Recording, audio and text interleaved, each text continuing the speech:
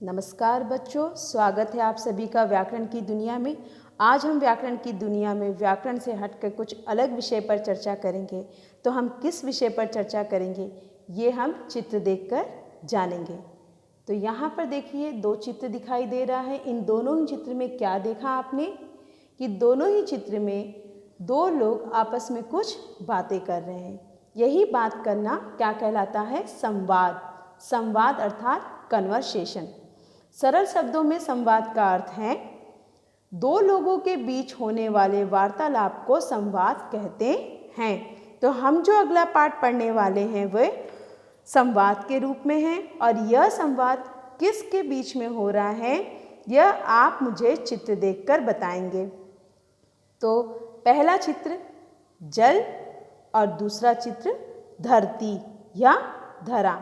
तो आज हम जल और धरती के बीच होने वाली बातों को जानेंगे। तो चलिए हम पढ़ेंगे पाठ 3 जलधरा, जो कि भाषामणि पुस्तक से ली गई है, और इस पाठ की लेखिका है डॉक्टर निहारिका। मैं इनका थोड़ा सा परिचय देना चाहती हूँ। डॉक्टर निहारिका ने केंद्रीय विद्यालय संगठन के प्रधानाचार्य के पद से अवकाश प्राप्त किया। आपकी लिखी कविताएं और कहानियाँ विभिन्न पत्र पत्रिकाओं में प्रकाशित होती रही हैं। संप्रति आप पाठ्य पुस्तकों के निर्माण में अपना योगदान दे रही हैं।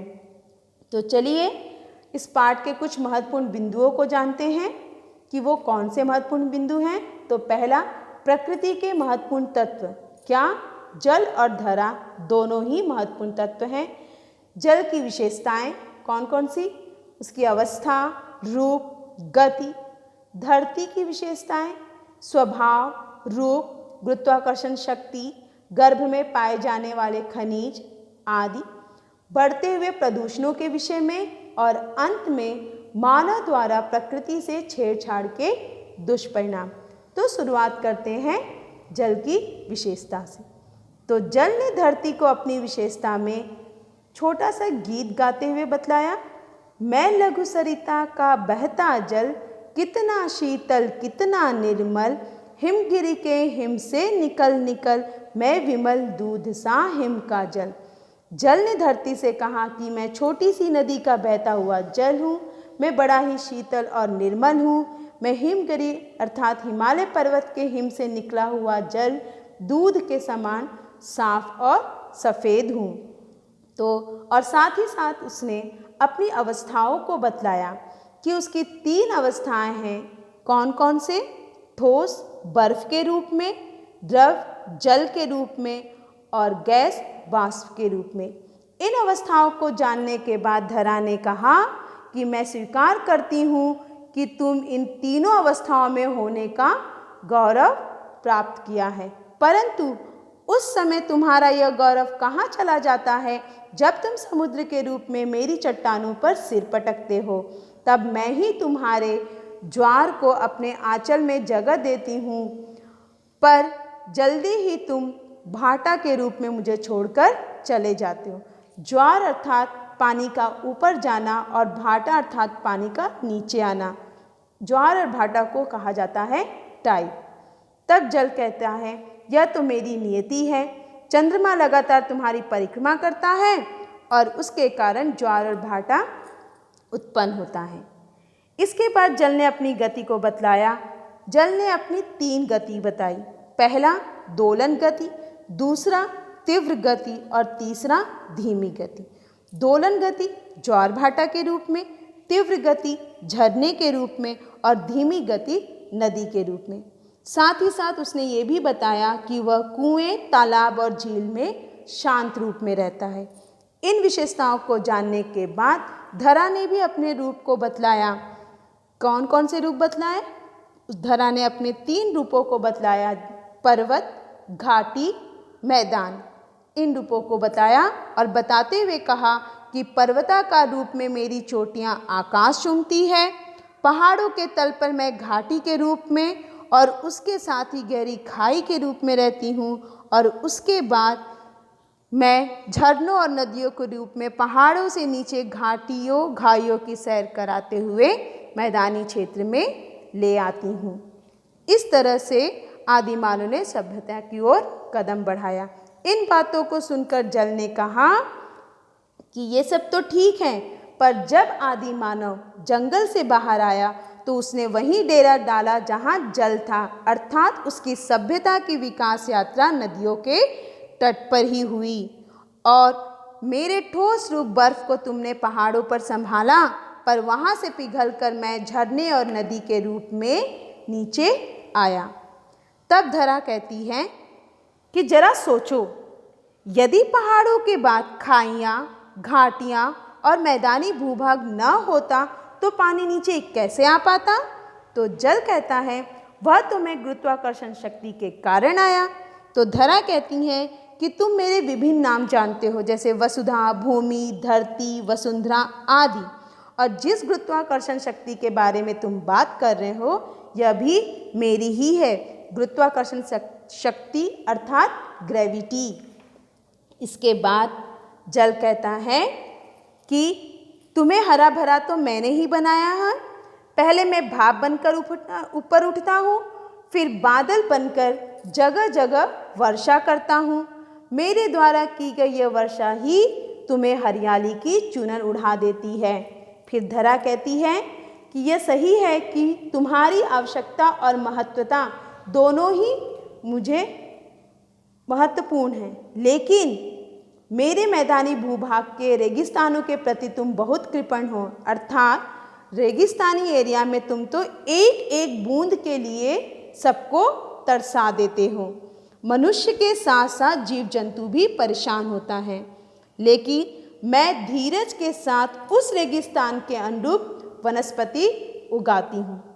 साथ ही साथ आश्रयदात्री बनकर अपना रेतीला रूप संवारती हूँ। इसके अलावा मैं रत्नों की खान बनकर जैसे सोना, चांदी, हीरा आदि बहुमूल्य धातुएं देती हूँ, तो कहीं कहीं यूरेनियम, तांबा, लोहा जैसी उपयोगी धातुएं देकर मानव का कल्याण करती हूँ। इसके बाद धरा ने अपने चट्टानों के बारे में बताया। कुल कितने प्रकार की चट्टानें? 3 प्रकार की, जैसे आग्नेय, परतदार और रूपांतकारी। इन चट्टानों में धातु खनिज प्रचुरता से विद्यमान है। आग्नेय अर्थात इग्नियस रॉक, परतदार सेडिमेंट्री और रूपांतकारी मेटामॉर्फिक। यह सब सुनने के बाद जल ने हंसते हुए कहा, कह चुकी अपनी कहानी, अब सुनो। जब नदियों का जल पर्वतों से नीचे आकर समुद्र तक का मार्ग तय करता है, तब अपने साथ चट्टानों के छोटे छोटे कणों को भी लेकर चलता है। ये जल के साथ समुद्र में गिरते हैं। समुद्र के जल में ये परत दर परत एकत्र होते जाते हैं। कालांतर में इन्हीं से परतदार चट्टानों का निर्माण होता है। जल ने पृथ्वी को यह बतलाया कि परतदार चट्टानों का निर्माण कैसे होता है। साथ ही साथ उसने यह भी बताया कि इन्हीं परतों के बीच वनस्पति और जीव जंतुओं के दबे रह जाने से कोयला, हीरा जैसे खनिज बनते हैं। और जल ने यह भी कहा कि तेल, जो कि काला सोना कहा जाता है, वह भी जल के भीतर है। उसके बाद उसने मोती के विषय में बताया कि वह भी उसके समुद्र में पाया जाता है। और अंत में जल ने धरा को यह बताया कि इस पृथ्वी पर तुम्हारा हिस्सा केवल 25% है और मेरा 75%। तो यह सुनकर धरा ने कहा, मित्र, मैं तुमसे प्रतिस्पर्धा कहाँ कर रही हूँ, पर मैं तुम्हें यह अवश्य याद दिलाना चाहूँगी कि तुम्हारे 75% हिस्से में से 1% ही पीने योग्य है। मनुष्यों या कहें कि जीव जंतुओं की प्यास बुझाने वाला जीवनदायी जल तो बहुत सीमित मात्रा में है। यह सच है कि समुद्र के पानी से भाप बनकर और फिर वर्षा के रूप में बरसकर तुम ही मेरी गोद हरी भरी करते हो। तुमसे न जाने कितने प्रकार के वनस्पति और जीव जंतु जीवन पाते हैं। मेरी ही क्यों, तुम्हारी गोद में भी तो बहुत से जल जीव और जली वनस्पति पलते बढ़ते हैं। पर आज तो अम्ल की वर्षा हो रही है। प्रदूषित जल की मात्रा लगातार बढ़ती जा रही है। क्या उसके बारे में कभी सोचा? यहाँ पर जल और धरा दोनों ही एक दूसरे के लिए अति आवश्यक हैं, लेकिन प्रदूषण का असर दोनों पर पड़ रहा है और किस रूप में पड़ रहा है ये बतलाया।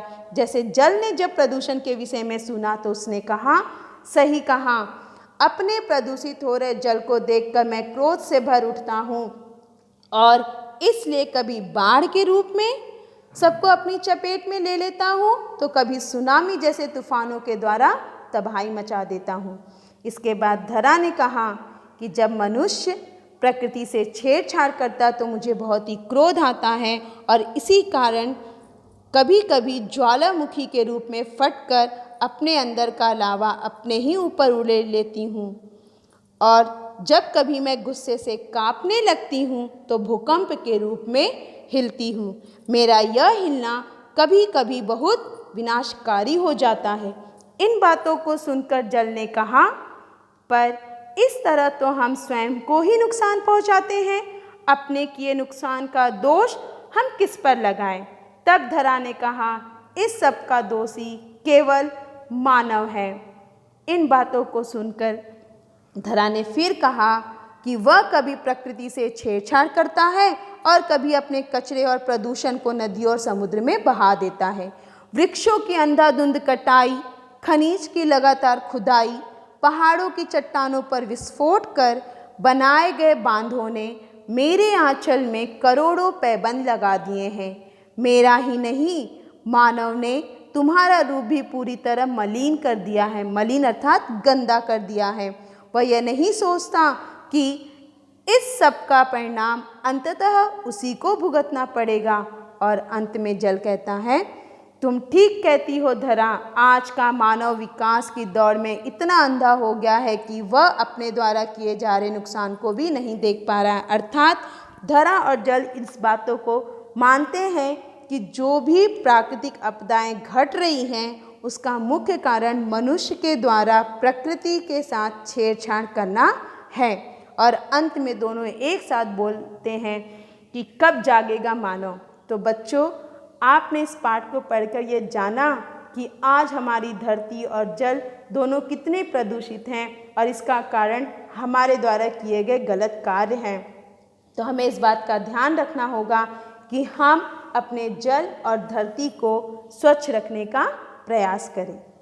तो बच्चों, उम्मीद है कि आपको यह पाठ समझ में आया होगा और यह पाठ समझ में आया तो आप इसे लाइक करिए, साथ ही साथ अपने दोस्तों के साथ शेयर करिए और अधिक जानकारी प्राप्त करने के लिए इस चैनल को सब्सक्राइब करिए।